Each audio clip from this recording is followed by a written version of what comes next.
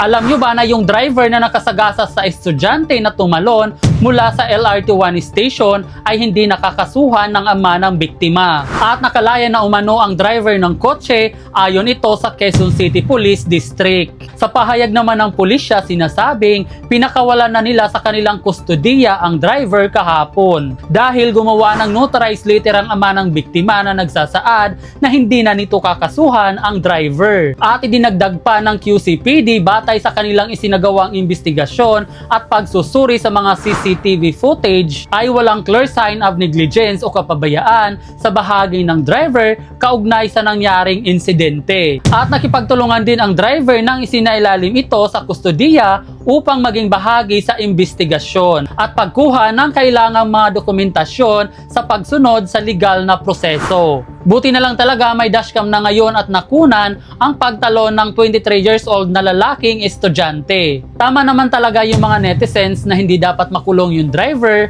dahil wala siyang kasalanan. Condolences to the brave family.